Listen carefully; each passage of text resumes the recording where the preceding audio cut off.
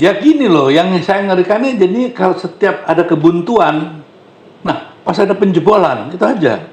Ya saya berharap ya tidak ada seperti itu ya. Tapi apalah arti harapan saya Oke. kalau kenyataan itu mendesak ya kumpulan massa berpikir lain. Persis ini seperti Pak Harto waktu saat akhir kan, saya sendiri kan kenal keluarganya. Saya juga pernah ngomong sama putra putrinya gitu ya, udahlah jangan maju lagi gitu ya. Tapi waktu itu kan Pak Hartonya mungkin udah mau, tapi sebelah-sebelahnya dorong-dorong gitu ya. Akhirnya apa yang terjadi gitu. Sama, andai kata Pak Jokowi itu dengan logo di tahun yang ke-9-nya itu udah menyatakan dana ikut-ikut, wah saya Selesai. nggak tahu itu pasti ditulis dengan tinta emas yang tebel banget gitu. Sekarang sih maaf aja ya.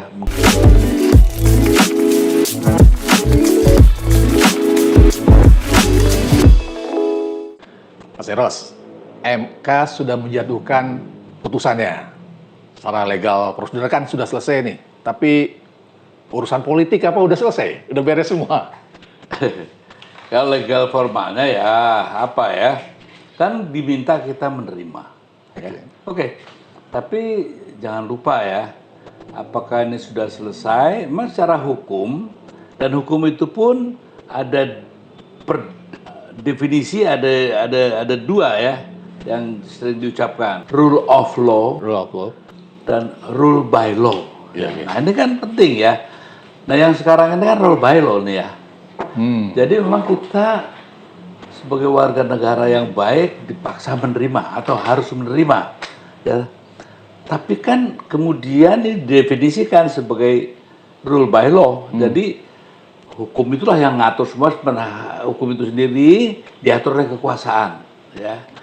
Sebenarnya kalau rule of law itu kan sebagaimana seharusnya konstitusi yang seharusnya sebenarnya dan sesungguhnya sebagaimana dipahami secara baik dan benar gitu ya. Nah ini yang sering diucapkan oleh para guru besar, para ahli tata negara juga sering bicara begitu.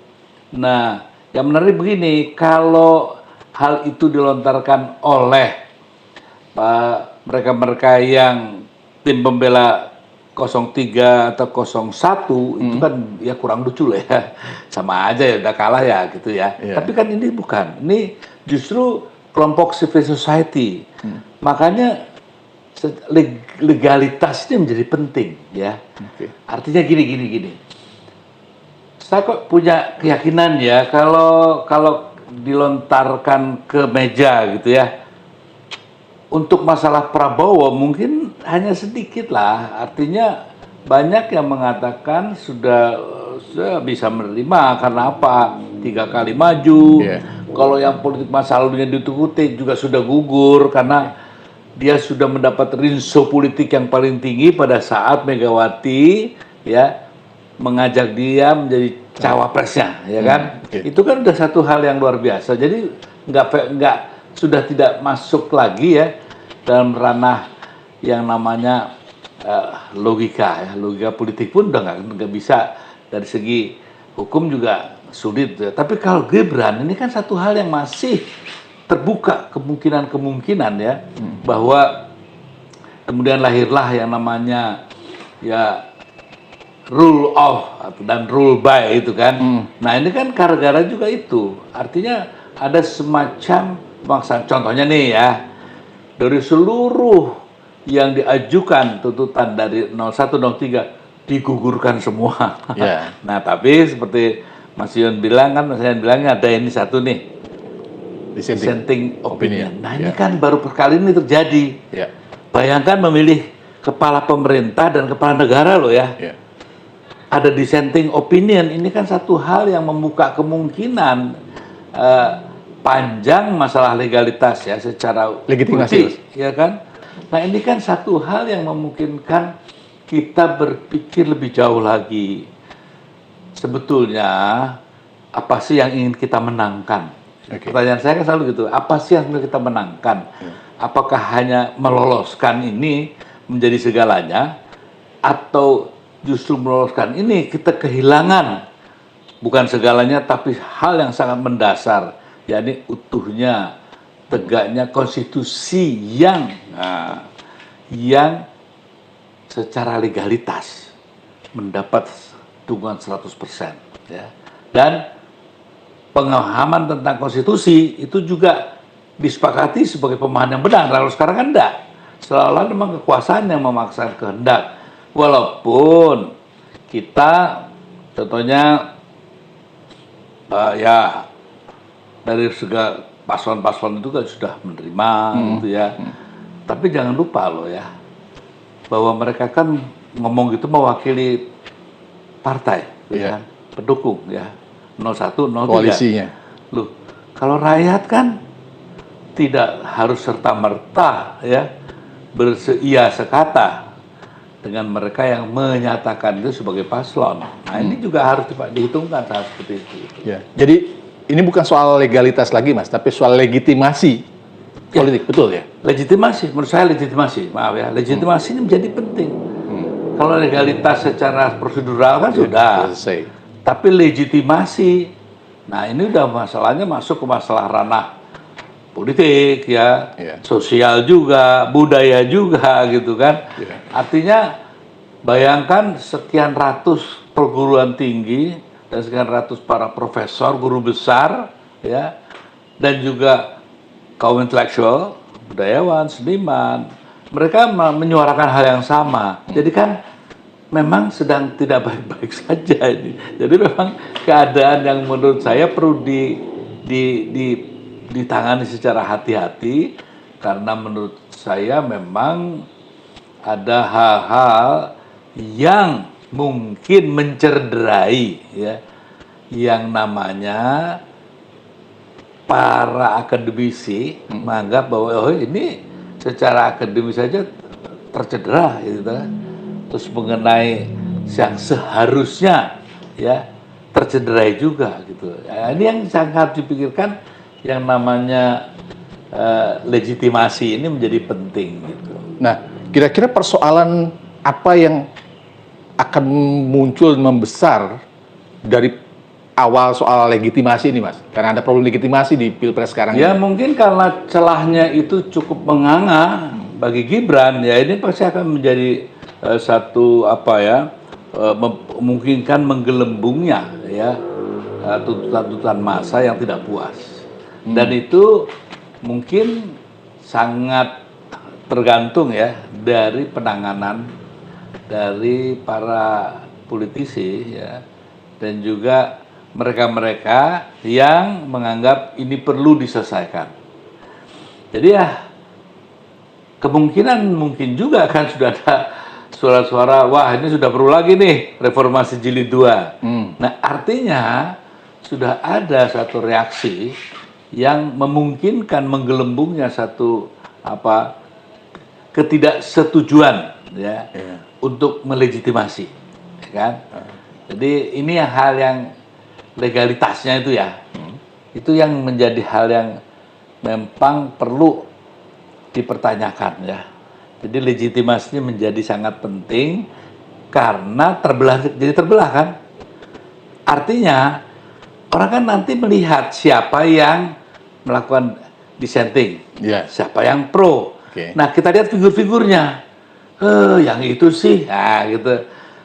Artinya orang kan menjadi berpikir lebih jauh dari hanya sekedar ya menerima legal formalnya, secara legalitasnya itu yang kita dimintakan ya oleh para petinggi republik ya. Nah tapi kalau petinggi republik ini sudah kehilangan ya legitimasinya sebagai pemimpin, ya rakyat nggak denger lah. Itu yang saya juga khawatirkan ya. Kalau saya ngomong gini sering dikait-kaitkan, loh Mas Sarot di pihak yang kalah, lu siapa? Dan dulu saya nggak pernah merasa kalah gitu. Karena saya selalu stick pada apa yang diperintahkan oleh Undang-Undang Dasar, terutama di preambulnya ya. Jadi saya nggak merasa bahwa saya kok, contohnya sentimen sama Gibran, apa urusan saya gitu kan ya. Saya pernah ketemu enggak, kenal juga enggak, tapi ternyata memang dia menjadi center of problem gitu loh ya. Ya ini yang sebetulnya harus kita lihat secara dingin ya, nggak usah emosional, nggak usah. Gini, ini kan sudah menurut saya nggak bagus juga, tapi ya ini reaksi masyarakat. Ini kenyataan. realita. Dan sikap-sikapnya juga mungkin memang tidak meyakinkan, masalahnya itu aja. Andai kata penampilannya ya mungkin juga cara-cara yang dia lakukan itu meyakinkan, tidak ada suara-suara seperti ini. Kan tidak membayangkan gitu ya. Kemudian orang membayangkan Hatta dan tokoh-tokoh lainnya, ada Malik, Sultan Hamengkubuwono, tiba-tiba ya jauh sekali lah gitu. Ini yang sebetulnya ini mau dibawa kemana sih Indonesia, kan jadi ada pertanyaan gitu. Ini apa sih kok kayak dagelan, jadi begitu kan? Nah ini yang sebetulnya berkaitan dengan yang tadi Mas katakan, legitimasi. Legitimasi memunculkan persoalan. Urusan legalitas formal kan dianggap sudah selesai nih Mas. Final. Pertanyaan saya, apakah ada pintu, masih harus melihat pintu penyelesaian lain untuk urusan legitimasi? Ya bisa saja, nanti kan diungkit lah. Kalau udah begini pasti ada aja lah, apa aja dibuat namanya politik ya. Nah kemarin udah mulai ada omongan, oh itu ini bener nggak sih jasanya si Gibran ini yang S2-nya kan di Australia, udahlah macam-macam itu pasti akan timbul semua. Belum lagi yang dikaitkan dengan dugaan. Nah ini kan bisa saja nggak benar, tapi bisa juga gitu ya. Tentang adanya ya dana nih, masalah dana ya. Kok bisa kaya seperti itu, gimana caranya? Apa jual martabak bisa? Udah mulai begitu sekarang. Kenapa? Karena begini, kita kan tahu. Ini Pak Hasim juga tahu lah ya, dia pernah ngomong sama saya. Waktu dia mau calon gubernur itu sama sekali nggak ada uang loh, ya. Yang ngasih itu Pak Hasim kok ya, dan beberapa teman-teman. Nah kalau tiba-tiba sekarang, kalau loh ya ini triliunan, nah kan pasti dipertanyakan dari mana ini kan gitu ya.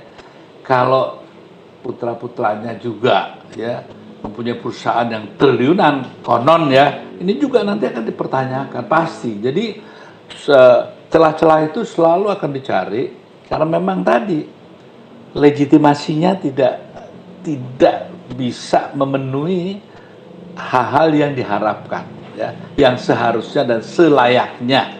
Nah jadi ini yang sebetulnya dalam perkataan yang tidak layak ini akan muncul juga hal-hal yang seharusnya tidak layak dipertanyakan kan gitu kan, dipersoalkan.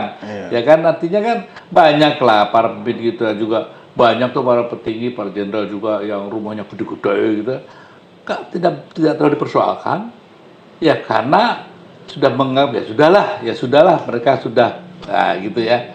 Tapi kalau pada Mas Gibran ini kemungkinan hal-hal seperti itu akan tampil ya. Saya kok yakin sekali bahwa perlawanan itu belum nanti hak angket ya, walaupun kayak ya tidak semuanya gitu kan, kayak kemarin dengar dari Nasdem ya. Iya, Surya Paloh. Nah, dia bilang apa itu, pokoknya hak angket sudah tidak relevan. Tidak relevan.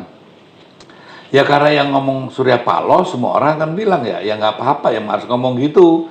Kalau enggak nanti gimana dia mau masuk ya join pemerintahan kan, masa dia ngomongnya berbeda.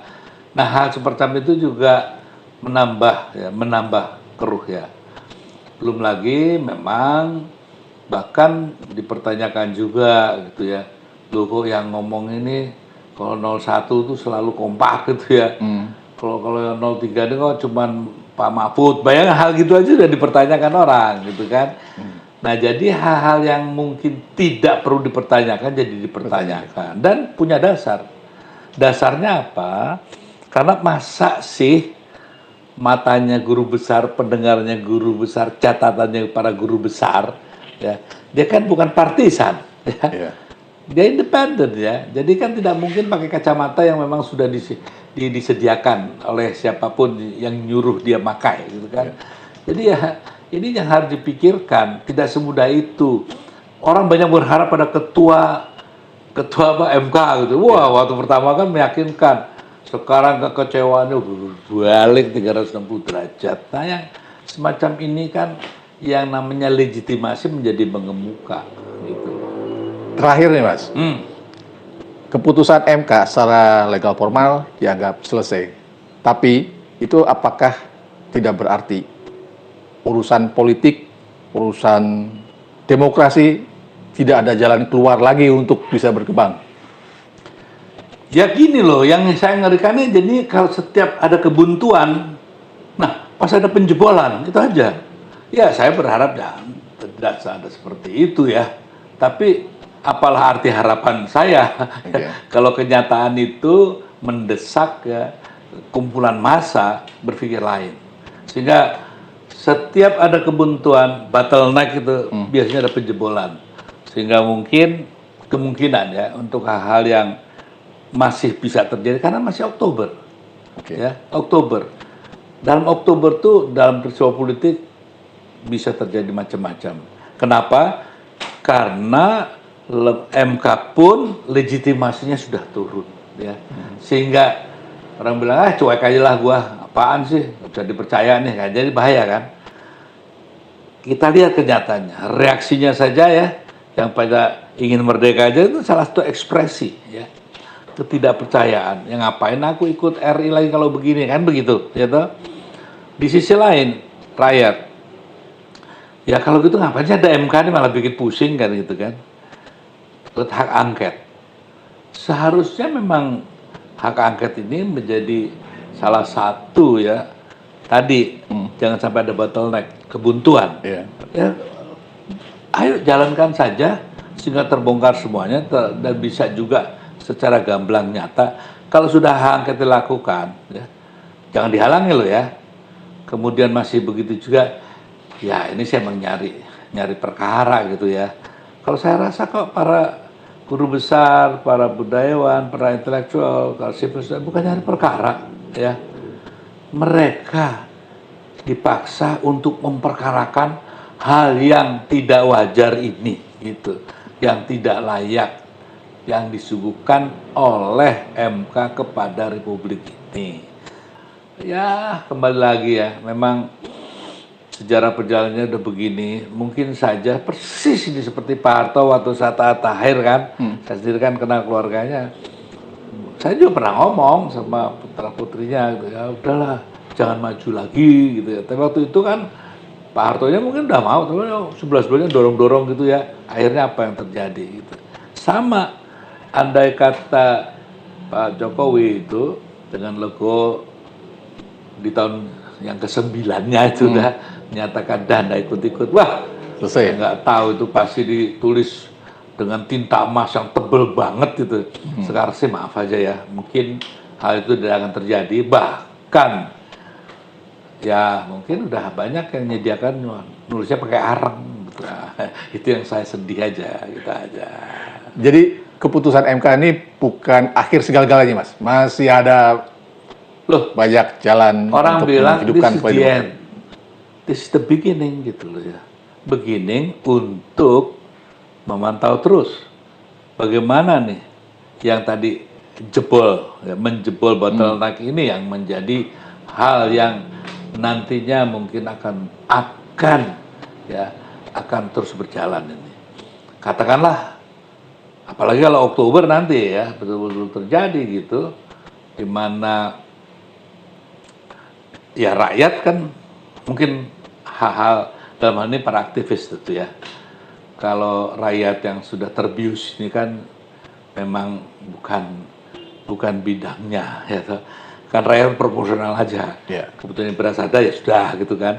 Tapi kan nanti juga rakyat pada saatnya juga akan juga tersadarkan. Ya, apalagi ya kita berharap jangan sampai lah nanti kalau dolar terus naik sampai 18-20 lagi ya pasti akan terjadi hal lagi. Jadi masih banyak kemungkinan yang tidak terduga ya. Ini yang saya rasa perlu kita antisipasi. Nah, jangan lagi nanti ada suara-suara yang maaf aja ya, dangkal lah ya. Wah, ini nggak terima nih kalah itu ya apa sih itu? Yang kalah ini bangsa Indonesia bukan saya. Kalau saya sih tertawa kayak bitter comedy buat saya nih. Mas Hero, saya dengar hari ini ada pertemuan ya. Oh ya. Ya kita perlu nyambung lagi nanti obrolannya. Iya. Kalau hari detik-detik seperti ini banyak pertemuan, terpaksa banyak pertemuan. Tapi kita akan terus ngomong, kita akan ini harus diomongin. Tapi satu, nggak usah marah-marah. Oh iya. Sambil ngopi-ngopi ngeteh-ngeteh, Mas. Siap. Oke, Mas. Oke.